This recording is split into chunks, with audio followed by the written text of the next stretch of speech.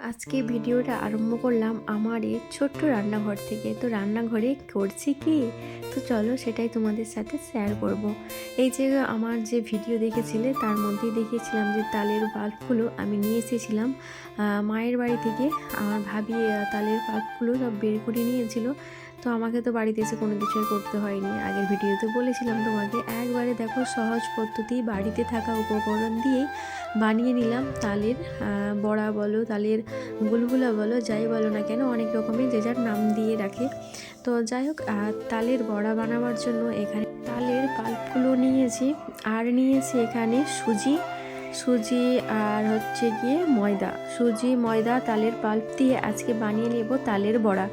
বেশ ভালোই লেগেছিল, মুচমুচে খেতে হয়েছিল। আর এতে দিয়েছিলাম নারকেল, আর নারকেল কুচি, আর দিয়েছিলাম টেস্ট অনুযায়ী চিনি। কেউ চিনিও দেয়, কেউ গুড় ব্যবহার করে। তো যে যেটা পছন্দ মতোই মানে বানিয়ে খেতে পারে। আর এক সাইডে একটু ভাত বসিয়ে দিলাম এই কারণে, মানে মায়েদের বাড়ি গেছিলাম, ওখান থেকে এসে আর বাড়িতে কোনো কিছু রান্না করিনি, কেন ওখান থেকে সব তরকারি দিয়েই পাঠিয়েছিল মা। আর এই জন্য বাড়িতে আর কোনো কিছু রান্না করিনি, শুধু একটু ভাত রান্না করে করবো এখন, ওই জন্য ভাতটা বসালাম। আর এইদিকে দেখো এক দুটো দিয়ে দেখে নিলাম কেমন তেলটা হয়েছে, কেমন হচ্ছে। তো দেখছি ভালোই হয়েছে, বেশ ফুলেছে, ক্রিসপি। আর উপরটা দেখবে ক্রিসপি, আর ভিতরটা পুরো সফট নরম তুলতুলে। তো যাই হোক, খুব সুন্দর কিন্তু হয়েছে তালের বড়াগুলো। বেশ খানিকটাই দেখো তেল দিয়ে নিয়েছি তালের বড়া বানাবার জন্য। তেলটা দেখো ভালো গরমও হয়ে গেছে। তার মধ্যে দিয়ে নিচ্ছি এই যে তালের বড়া যে ভাজবো সেইগুলো একটা একটা করে দিয়ে দিলাম। তো বেশি কিন্তু দেওয়া যাবে না, কেননা আবার একটার পর একটা সব গায়ে লেগে যেতে পারে। তো এখানে কম, যেমন আমার তেল সেই রকম অনুযায়ী কিন্তু দিয়েছি। তো চলো তালের বড়াগুলো সব ছেঁকে নিই। আর খেতে এত সুন্দর টেস্ট হয়েছিল, অসাধারণ হয়েছিল।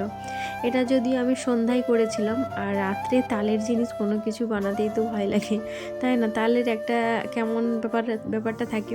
তো যাই হোক, আর জানলা কিন্তু একটা লাগিয়েছিলাম, আর একটা লাগানো হয়নি। তো যাই হোক, আর যেটা হবে সেটা উপরওয়ালা যেটা দিবে সেটা লাগাবো। দরজা জানলা খোলা থাকলেও হবে, আর লাগানো থাকলেও হবে, তাই না? তো যাই হোক, একটা মানে বলে আর কি সকলে যে তাল একটা আর কি। তো যাই হোক, চলো এখানে কিন্তু তালের বড়াগুলো একের পর এক সব ছেঁকে নেব। আর এই যে অনেক মানে বেশ বেশ খানিকটাই করেছিলাম। আমরা তো কয়েকজন তো খাবো, কেননা তো দাদা হয়তো একবারই খেতে পছন্দ করে না। আর দুই ছেলে আমি করে 2-3 জনের মতো, বেশি বানাইনি, কম একবারেই বানিয়েছিলাম।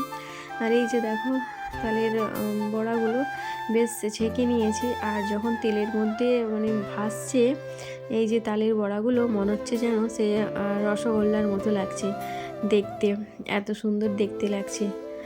খাওয়ার থেকে মানে রান্নাটা করছি তখনই অনেক ভালো লাগছে। তো তালের বড়া রেসিপি তোমরাও বাড়িতে ট্রাই করে দেখো, খুবই দুর্দান্ত হয়েছিল খেতে।